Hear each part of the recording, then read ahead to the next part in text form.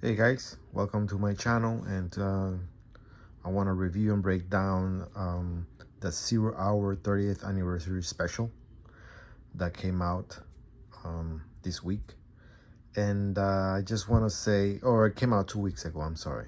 Um, this is a very, very nice book, very nice special one shot, and I loved it. I remember 0 Hour, the mini series that came out in 1994.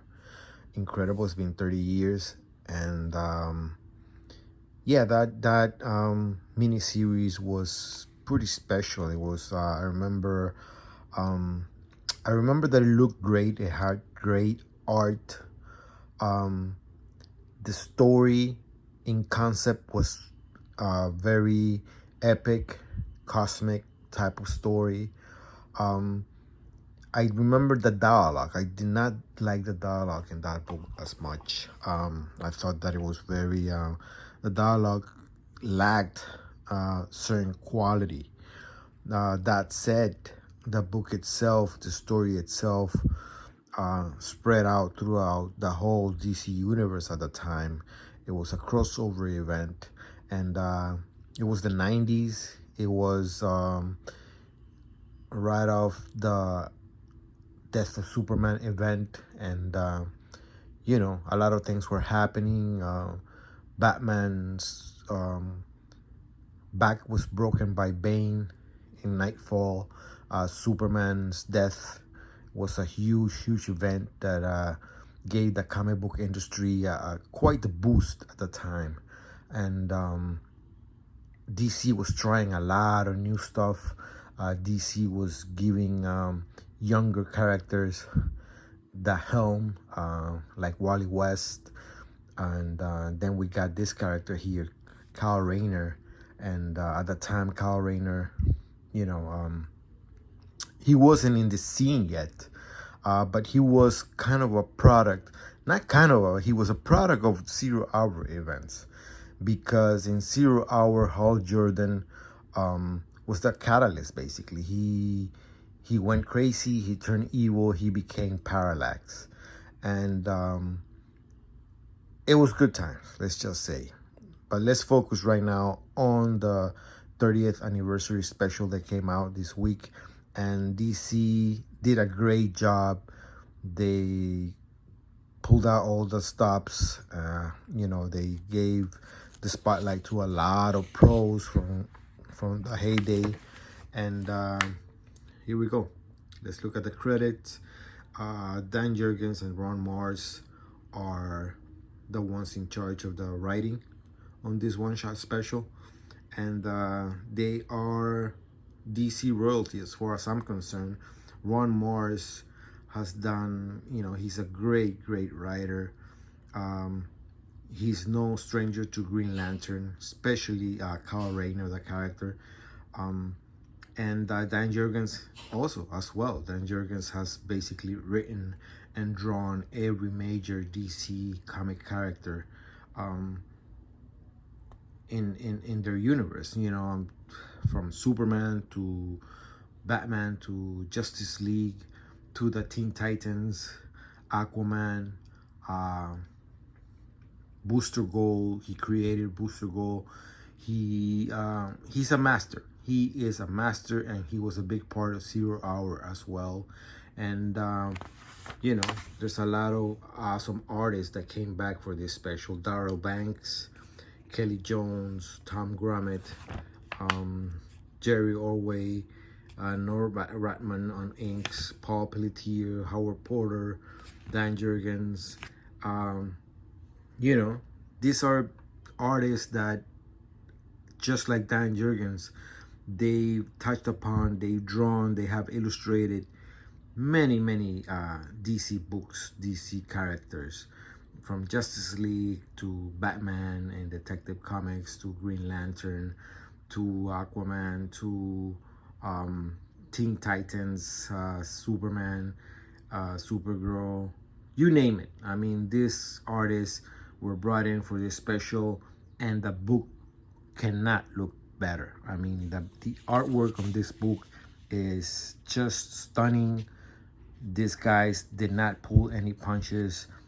The first little arc in the story is by Darryl Banks. Darryl Banks, of course, he is, no stranger to Green Lantern, especially Kyle Rayner. He co-created Kyle Rayner. He drew Kyle Rayner for most of his Green Lantern run, and his art on this special just looks very stunning. Beautiful, beautiful art.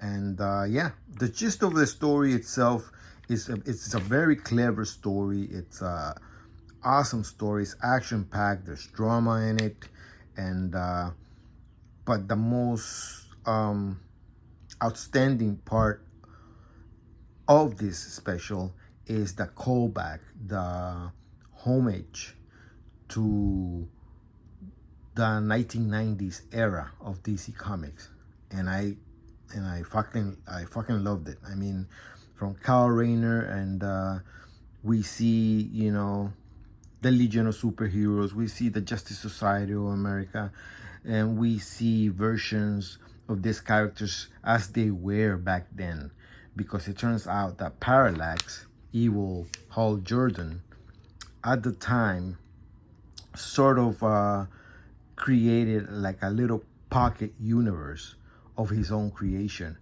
not to mention a separate self. He duplicated himself, and that duplicate has been reigning this little pocket universe, and I'll read up on it as we go on. So the story is basically that Kyle Rayner, Green Lantern, he ends up in this pocket universe and nobody recognizes him, including Wally West. And I particularly also love this part here at the beginning where Wally West is jumping between dimensions. And it's a little callback also to the Zack Snyder scene in Batman versus Superman, where Flash, is warning Bruce Wayne. I don't know if you guys remember that scene, but this scene here, this little is, really calls that particular part of that movie up to me. Wally West being Flash in this one. It's not Barry Allen, but Wally West. He is warning that he needs help in this universe, and he comes across Kyle Rayner. Kyle Rayner instantly recognizes Wally because they used to be friends in his own universe. They were part of the Justice League and everything, but this Flash is not from that universe. He's from the Pocket universe, and he's asking for help, but this Wally does not recognize him. And that's the gist of this story, that this is a nice, as well as being a homage to Zero Hour, an anniversary special dedicated to that awesome story. It's also a great Kyle Rayner Green Lantern story, and in this universe, Batman's back was broken by Bane and he retired. He was never Batman again. And as we move forward, you're gonna see the Fatal Five from the Legion of Superheroes lore are in it. They are also time displaced. They are also here in this pocket universe, and they are, for lack of a better term, they are Parallax thugs, and they're going around doing his bidding. And yeah, there's a lot of action. Unfortunately, in this story, Wally West eats it. He dies. He gets killed in action, and that's what makes Kyle Rayner go on a mission trying to figure what's going on in this universe. And like I said, look at this art. Darryl Banks pulls no punches. It looks beautiful, man. The art looks beautiful, and there's a little arc that goes on, a little, as little chapters in the story change. The artist changes, and there's a little caption talking about, not talking about, showing the switch in artists. There we go. Over here, the story switches to a different artist, and Kyle Rayner ends up in Gotham City. And this little arc is by Kelly Jones, who did a lot of, back in the 90s, he was a regular Batman artist. And here, you know, makes sense because this little part of the story is gonna feature Batgirl and Gotham City. So we get to see Two-Face, we get to see Batgirl versus Two-Face, and Kyle Rayner comes across, and yeah, there's a little girl boss moment where Batgirl punches Kyle Rayner. He did nothing, he was no threat, but she punches him. This is something that even, it's like a mandate, and I covered it before, I talked about it before. There must be a girl punching a guy for no fucking reason at all. And, you know, their history is irrelevant. Just somebody in editorial says, please have a girl punch a guy, or slap a guy, or call a guy an idiot, or something.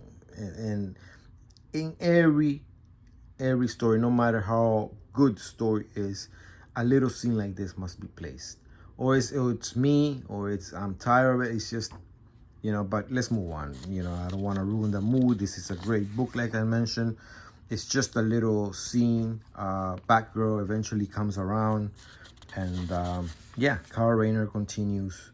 And here's Batman. He never became Batman again. He just decided to stay retired, never go back into action again, and he just built the mega Bat wheelchair. And I guess he's just a hermit at Wayne Manor. He really just makes an appearance. He doesn't offer any help or any wisdom at all. Kyle Rayner has to figure it out himself. He leaves, and he must continue on his mission to find out what's going on. This story switches art again. Art team. We have Tom Grummett and Nora Ratman, who are also a regular art team. They did, I believe they worked on Superboy back in the 90s. And Tom Grummett is, you know, he's a legend as well. An artist that has worked on Superboy. He worked on Superman. He worked on Teen Titans. He did a lot of amazing, you know, stories back in the 90s, late 80s as well. And here's where we find out that Parallax is the one behind it all. And, you know, the Fatal Five from Legion of Superheroes are helping him out. It's a great story. I recommend you get this book. It is amazing. We get Kyle Rayner goes to Metropolis, and he gets, again, there he goes again. You see? That's what I'm talking about. Again, another woman, for no fucking reason, punches him. And this time, Batgirl punched him, and Supergirl punched him. So you tell me, am I crazy? Am I going crazy? Am I talking shit? I'm not. This is an editorial mandate at DC Comics and Marvel Comics. Let me not even go there. I mean, they go beyond the girl boss thing. And we have Supergirl punching him. Why? He never attacked her. He's asking for help, and it's just, you know. And I don't know if Dan Jurgens realized or not, and Ron Mars, that this scene repeated itself twice, you know. So yeah, heroes must punch each other out before they team up type of thing.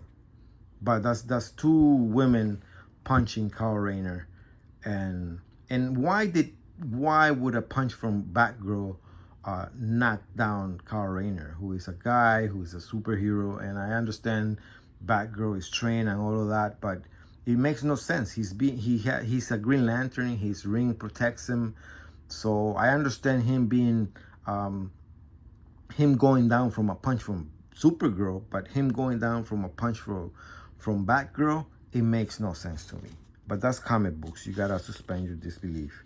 We get an appearance by the Ray, who was also, you know, he was revamped back in the 90s, because there's a classic Ray and then there's a modern day Ray. And in the 90s, they did a great job. I have a mini series with him looking like this. And by the artist was Joe Quesada, out of all people. And it was a great story. And now the Ray is just a disgrace. They made him gay and all that stuff nowadays. But, you know, who's not gay in modern modern times right now? I mean, they're making every character gay in comic books now. So let me not even go there. Here we go.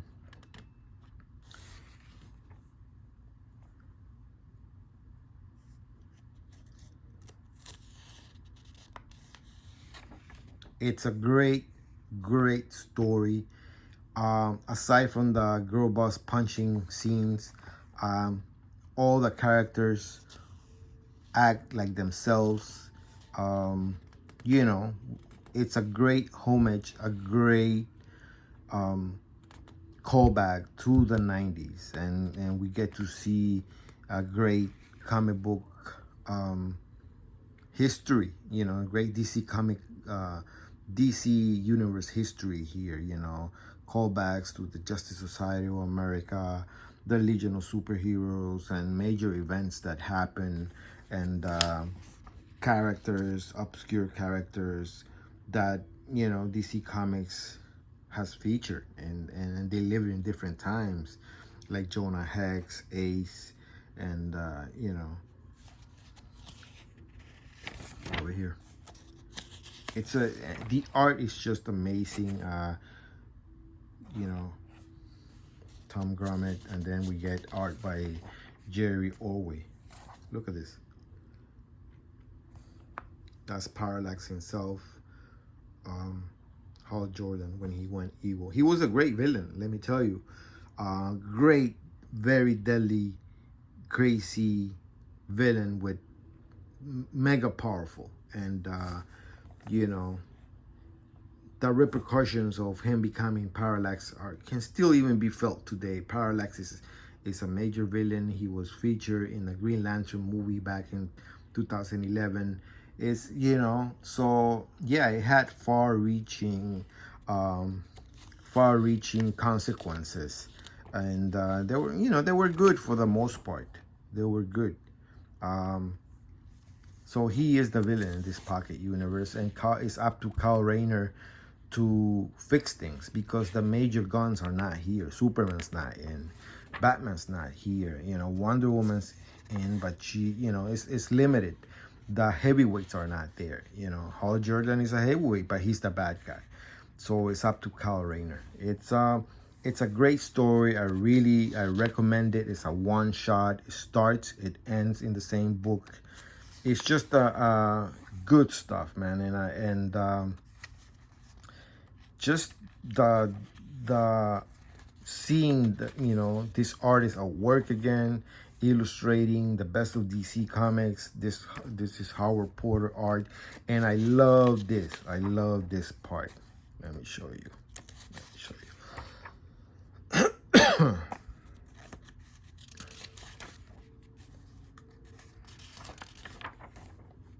Here we go. Wayrider is a character that Dan Jurgens created. He's a time traveler, and he basically guards the timeline in the DC universe. And so I had not seen him in quite a while, and it was a nice surprise.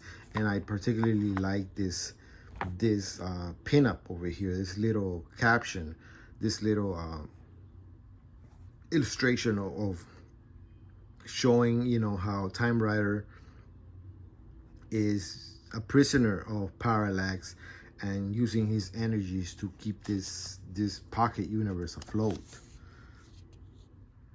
Over here we change, this is Howard Porter, and then we get the last part of the story penciled, illustrated by Dan Jurgens.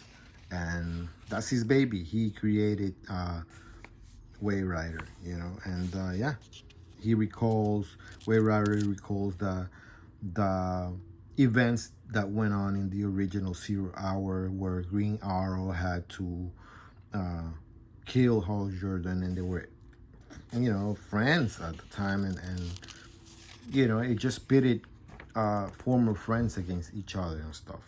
It was a great story, man. It's so there it is.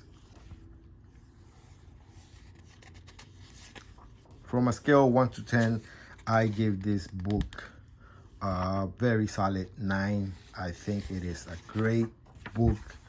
It is an amazing story, great callback, great homage to the 1994 Zero Hour event and the 90s itself, and that era of DC Comics. This book does it all, man. And the dialogue was great in it, the action, the drama, and then at the end we get this street over here of you know, artists doing pinups of the, you know, of that era. This Starman, he was a, you know, he had a very good resurgence back in the 90s. He had his own ongoing. He was very successful, and he's part of this story. He's in it. So that's it, guys. That's it for me. Just wanted to go over this book. Great book. The cover is just very eye-catching. The coloring, everything. I recommend this special. You will not be disappointed. Action-packed, a lot of drama, amazing art, and it's good to see all these former artists and pros that used to, you know, be so prominent in DC Comics back in the day make a comeback, at least for this little special. And they still, you know, do work now and then for DC Comics. Thank you guys for listening, and please give me likes or dislikes. Please subscribe to my channel if you like my videos. Thank you very much. Peace.